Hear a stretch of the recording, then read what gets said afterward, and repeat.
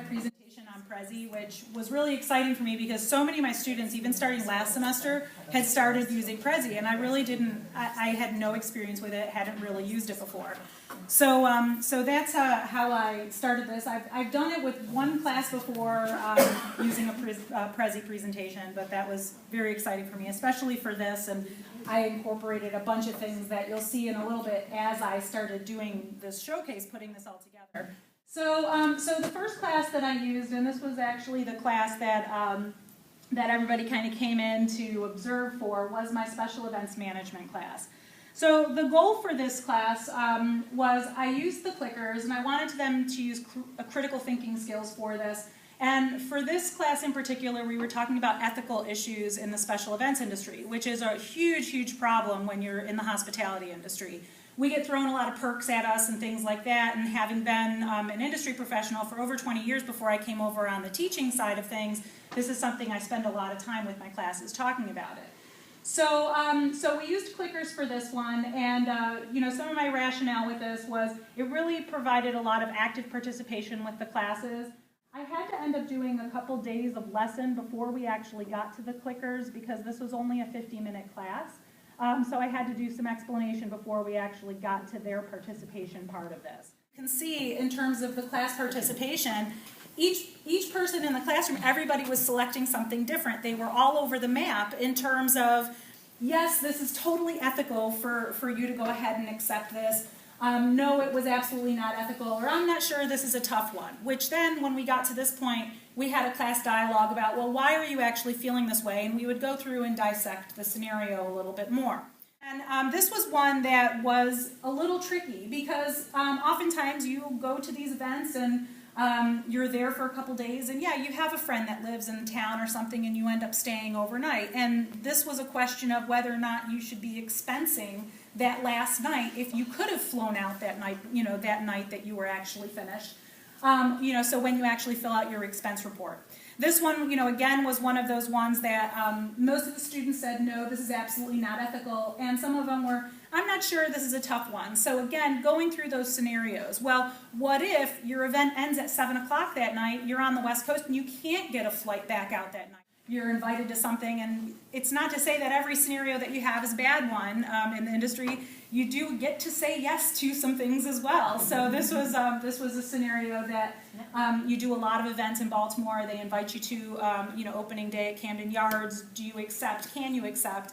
Well, absolutely, and you can see everybody did said yes, 100%. This is ethical for you to go to because you do a lot of business in Baltimore. So it was really interesting to see some of the things in terms of the lessons that I learned with this.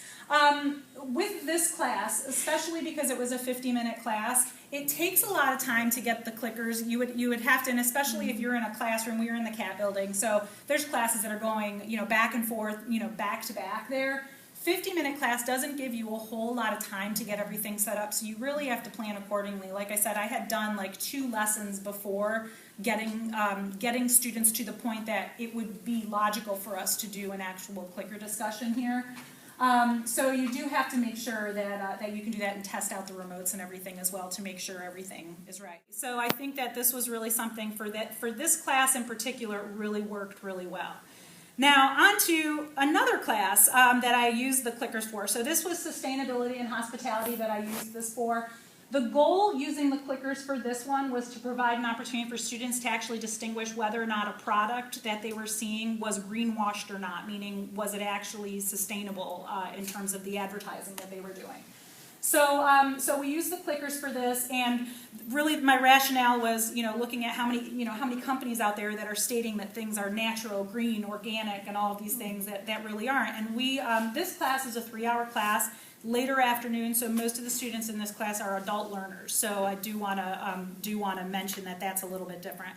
So it was an interactive class activity for this one, and so you can see what happened with this one. So the first one was whether or not whole grain post banana nut crunch was greenwashed. Are the claims true or are the claims false? And you can see for this one, students were really kind of confused. They didn't really know which was which with this. We had already discussed greenwashing, but I think a lot of the scenarios with the students is they weren't quite sure where things fell in terms of still believing that every advertiser was being truthful in what they're actually advertising. So what I ended up doing with this one is for every scenario I would indicate whether it was approved or whether it was busted. So this was one of the scenarios that it was busted, and this was because the corn that they used was genetically modified. Packaging that companies use to try to make themselves seem like they were green. And this one, one person figured that they were true, but I think everybody else, for the most part, said it was false. And this was just busted because the list of ingredients that they actually use are obviously not anything that's really healthy. So students really lessons with this. This was really an excellent activity for the sustainability class. This is a serious subject that a lot of students get really confused in the sustainability class. It's a 2000 level course, so students, it's a lot heavier material. So this really helped a lot with that scenario. But I will say that this class consisted mostly of adult learners, so using the clickers was a little bit more difficult for them. I found the setup time and getting students to actually click the right button and things like that took a little bit longer. So there definitely were some technology challenges with this. So very different scenarios from the day class to the night class. So as discussed in the lessons learned, one of the things that I find with my evening classes and my adult learners is that they're usually coming to class after a full day of work or something like that. They're fatigued and all that. So this, using the clickers does seem to wake students up a little bit. So it does, engage students a lot better, which I really thought was great. And it really did have a lot of spirited debate in this for this particular activity, which I thought was great.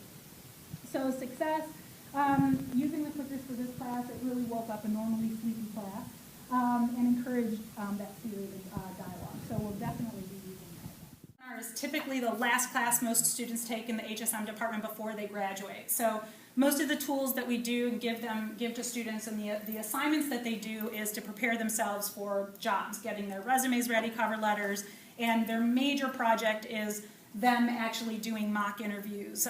So they pair up with someone who they don't know who they're pairing up with but until the day of the interview. And they've received a job packet, so they're very familiar with who they're interviewing, the company they're interviewing for, etc.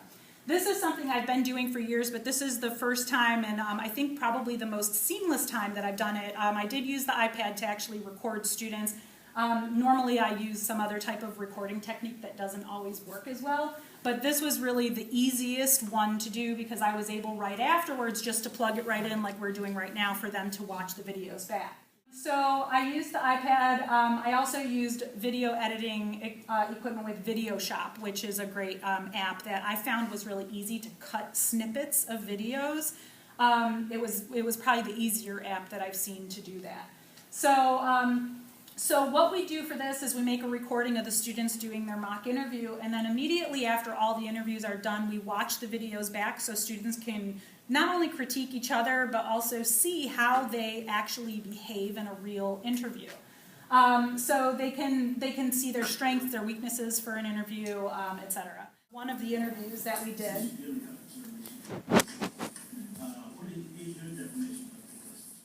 So some lessons learned with this initially. Now I warned students the very first day of class that we will do this at the end of the semester because students oftentimes, if they know they're being video recorded, they're very apprehensive about it.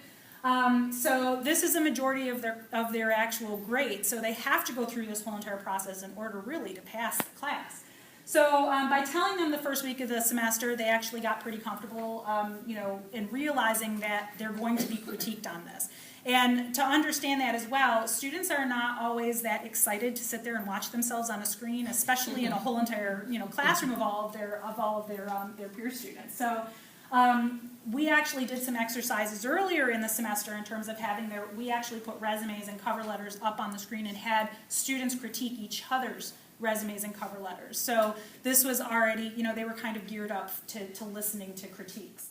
So this, allowing students to to be videotaped during this really informs students about their body language for interviews, which could really make or break their interview, their tone of voice, and whatever their actual presence is. So going through the actual recordings really have made students a lot more confident. I had students that were like, oh, I should have dressed better, or I should have done this, and the comments that they were getting, that we were getting back from it was really great.